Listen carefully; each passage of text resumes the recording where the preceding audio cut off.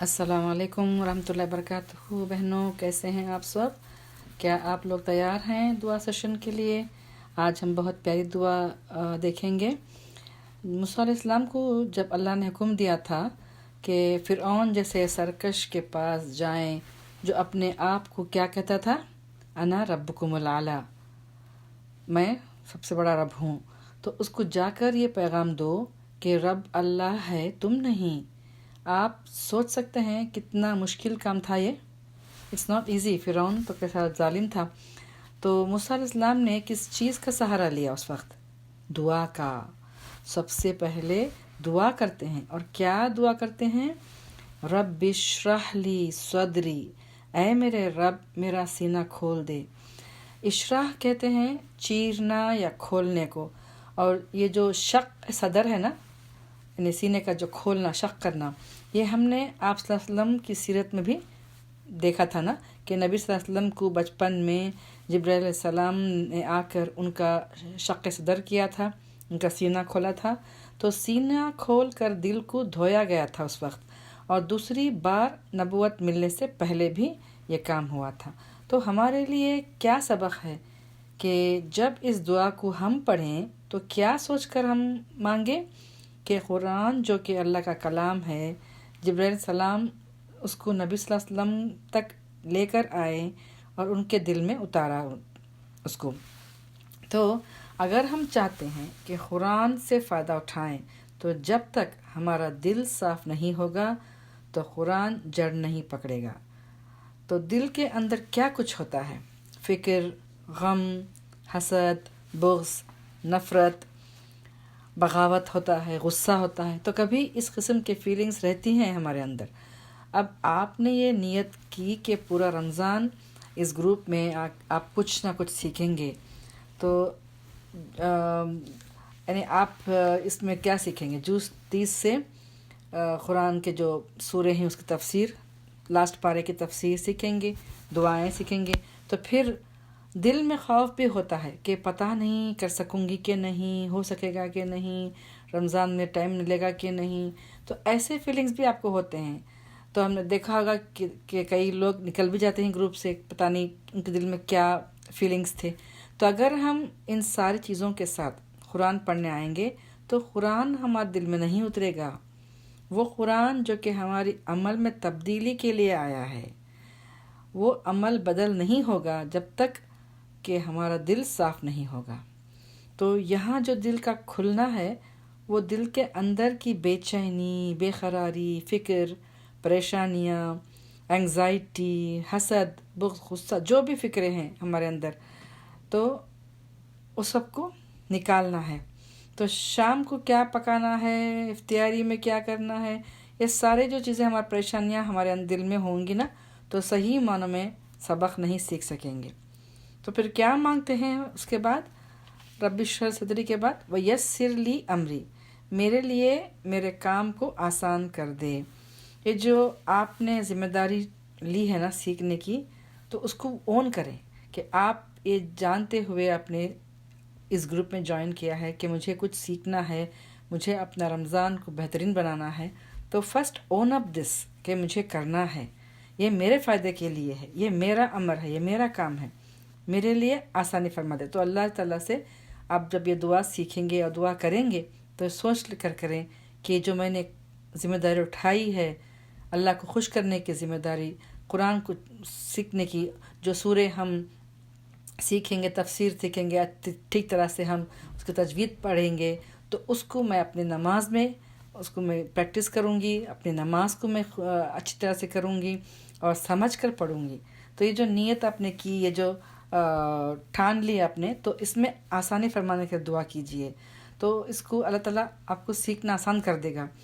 تو اب don't have any feelings کہ اتنا کچھ ہے سیکھنے کا، میرے سیل میں کوئی مشکلات پیش نہ ہو جائیں، انٹرنیٹ کنیکشنز ٹھیک نہیں ہیں یا وائی فائی ٹھیک نہیں ہے، سیل میں کافی اسپیس نہیں ہے۔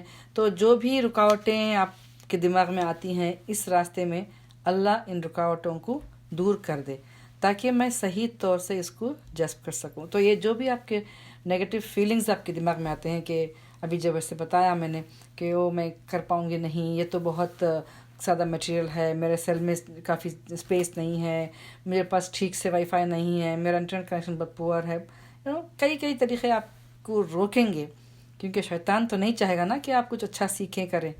تو ایسے چیزوں کے رکاوٹوں کے لیے بھی اللہ سے دعا کریں کہ یہ رکاوٹیں دور کریں. تو اس کے لیے یہ دعا آپ کو کرنی چاہیے انشاءاللہ. وَيَسِّرْ لِي أَمْرِي، یہ اللہ میرے لیے آسانی فرما دے. وَحْلُلْ عُقْدَةً مِّن لِّسَانِي، حل جو ہے نا، وحلل جو حل اس کو کھولنا ہوتا ہے، تو میری زبان کی جو گرہ کو کھول دے. جب ہم قرآن کا علم حاصل کرتے ہیں تو یہ ایک ٹریجر ہوتا ہے جو ہم لے کر جاتے ہیں یہاں سے. تو جب انسان کوئی خزانہ سمیٹتا ہے تو اس کا دل چاہتا ہے کہ دوسروں کو ساتھ بھی وہ بانٹے، اور قرآن ہے ہی بانٹنے کی چیز نا، اس کو آگے ہمیں دوسروں تک پہنچانا ہے. تو اب جو بھی سیکھیں گے قرآن کے بارے میں، تفسیر میں سیکھتے ہیں، پھر خلاصہ قرآن میں آپ سنیں گے سمجھیں گے، تو جو بھی آپ سیکھیں اس کو آپ شیئر کریں، دوسروں تک پہنچائیں.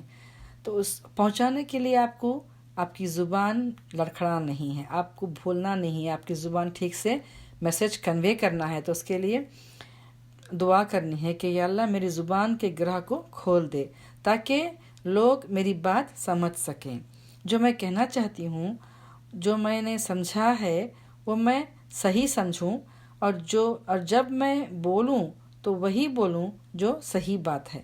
جو بات دل میں نہیں اترتی اس کو کنوے نہیں کر سکتے، بہت مشکل ہوتی ہے.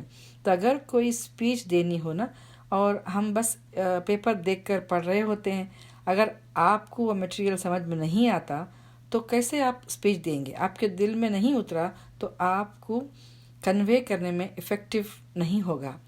تو کچھ لوگ پینک ہو جاتے ہیں اور جو میسج دینا چاہتے تھے وہ دے نہیں پاتے. تو اللہ سے ہم کیا دعا کر رہے ہیں؟ وَحْلُلْ عُقْدَةً مِّن لِّسَانِي، میری زبان کی گرہ کو، جو نوٹس ہیں میرے زبان میں، جو زبان میں لڑکھڑاتی ہے، اس کو کھول دے تاکہ میں افیکٹو کمیونیکیشن کر سکوں لوگوں کے ساتھ، اور تاکہ میری بات لوگوں کے دل میں اتر جائے. یفقہوا قولی، تاکہ جو میں کہوں وہ میری بات سمجھ سکیں. وہ بات جیسی ہے، جس طرح سے میرے دل کو صاف کیا، اس نے بات جما دی، تو میں نے بھی آگے جب کنوے کی تو ان کا دل بھی اسی طرح کھول دے تاکہ وہ اس بات کو ریسیو کر سکے، بات کی تہ تک پہنچ سکے. تو جو آپ کہتے ہیں وہ دوسروں تک بھی پہنچنا چاہیے، ان کے اندر بھی جذب ہونا چاہیے. تو اتنی خوبصورت اور جامع دعا ہے یہ، اور ہم ہم اس کو یہ مانگنا چاہیے کہ جب آپ قرآن کی طرف آتے ہیں نا سیکھنے کے لیے، تو تاکہ وہ واقعی ہم اس کو جذب کر سکیں. تو ہمیں یہ سب دعا مانگنی چاہیے. اور کوئی بھی کام ہو، ہمیں اللہ کی مدد کی ضرورت ہوتی ہے نا، کہ اللہ ہمارے لیے آسانی فرما دے، تو اس لیے دعا کرنا چاہیے. سورہ قصص کی دعا جو ہے نا، ربی انی لما انزلت الی من خیر فقیر، اسی طرح یہ بھی دعا ہے جو آج ہم سیکنڈ دعا اب کہہ سکتے ہیں. ایک تو تھی ہماری رب اشرح لی صدری ویسر لی امری واحلل عقدۃ من لسانی یفقہوا قولی، تو یہ دعا یہاں پہ ختم ہوئی تھی. اب یہ جو دوسری دعا ہے یہ سورہ قصص کی دعا ہے. رب انی لما انزلت الی من خیر فقیر، اے میرے رب جو بھی خیر تو مجھ پر نازل فرمائے میں اس کا محتاج ہوں. تو یہ بھی موسیٰ علیہ السلام کی ہی دعا ہے. انہوں نے دعا مانگی تھی جب وہ مدین آئے تھے. اس وقت جب وہ آتے ہیں مدین تو 2 لڑکیوں کو مدد کرتے ہیں، پھر جا کر وہ رب کے پاس دعا کرتے ہیں کہ جو بھی تو خیر فرما میں اس کا محتاج ہوں.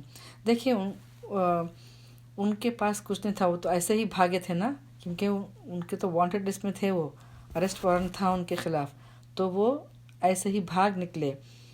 ان کے پاس کچھ نہیں تھا، نہ پیسہ، نہ کچھ سامان، نہ گھر، نہ بار، کچھ بھی نہیں تھا. تو وہ اللہ کے پاس دعا کرتے ہیں کہ یا اللہ جو کچھ بھی تو خیر دے دے میں اس کا محتاج ہوں. تو انہوں نے لڑکیوں کی مدد تو کی، مگر ان سے کچھ ایکسپیکٹ نہیں کیا کہ میں ان کو مدد کرتا ہوں تو وہ میرے لیے بھی کچھ کریں گے.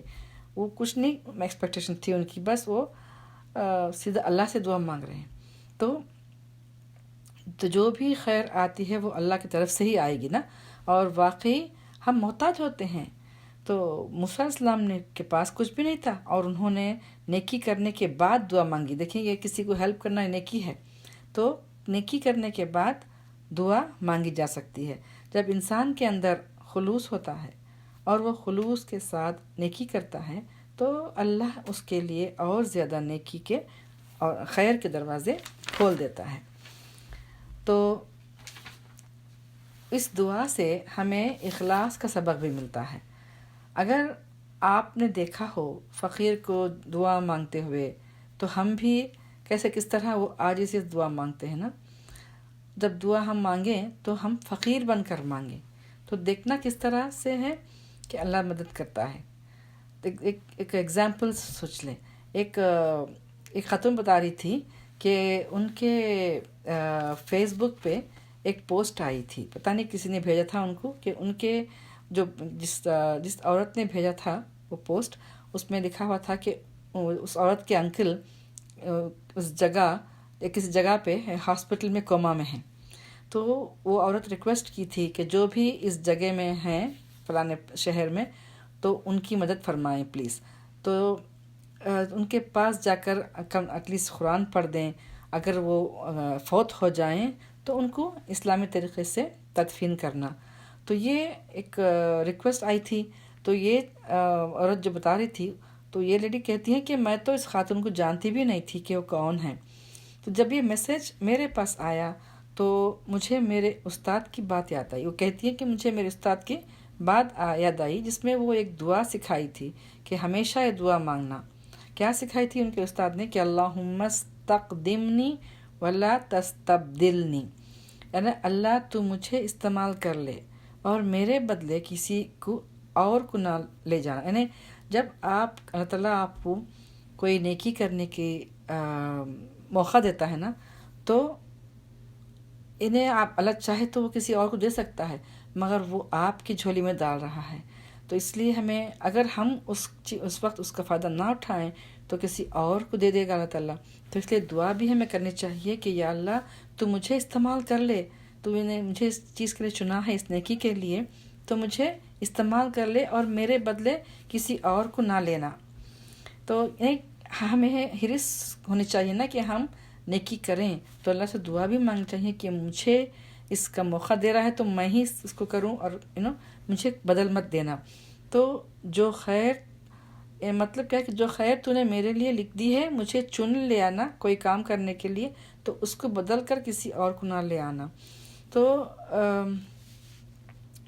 وہ کہتی ہے کہ ایک دو دن میں اتنے سارے لوگ ان کے پاس پہنچے، وہ اس انکل کے پاس جو مکمہ میں تھے، اور مدد اور مدد فرمائی اس شخص کی.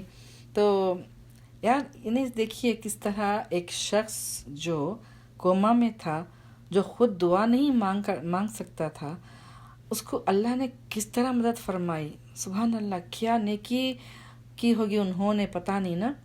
کہ انسان محتاج ہے اور اس سٹیج اینڈ کنڈیشن میں ہے کہ کسی سے مانگ بھی نہیں سکتا وہ، لیکن اس کے باوجود اللہ نے اس کے لیے کس طرح غیب سے مدد فرمائی، ان کی مدد فرمائی. تو ہم بھی دیکھیں، دعا کریں کہ ہمارے لیے بھی اسی طرح سے اللہ تعالیٰ مددگار پیدا فرما دیں جب ہم کبھی محتاج ہوں. کیونکہ اللہ مختلف لوگوں کے ذریعے مختلف ذرائع سے ہماری مدد فرماتے ہیں. تو بہت ساری ایسی چیزیں ہماری زندگی میں پیش آتی ہیں جو ہمارے لیے سیکھنے کا سبق ہوتی ہیں، اور ہمیں سیکھنا بھی چاہتے ہیں اس سے انشاءاللہ. تو دعا مانگ لیتے ہیں پھر سے. کیا دعا تھی یہ دوسری دعا؟ رب انی لما انزلت الی من خیر فقیر. تو اللہ تعالیٰ سے دعا ہے کہ اللہ تعالیٰ ہمیں اپنے عافیت میں رکھے. اللہ تعالیٰ آپ سب کو اپنے آپ کے وقت کا دینا، آپ کے علم میں برکت عطا فرمائیں. اللہ ہمیں زیادہ سے زیادہ خیر کے مواقع بھی دیں اور ان مواقعوں سے فائدہ اٹھانے والا بھی بنائیں انشاءاللہ آمین. ربنا تقبل منا انک انت السمیع العلیم وتب علینا انک انت التواب الرحیم. سبحانک اللہم بحمدک نشہد ان لا الہ الا انت نستغفرک ونتوب الیک.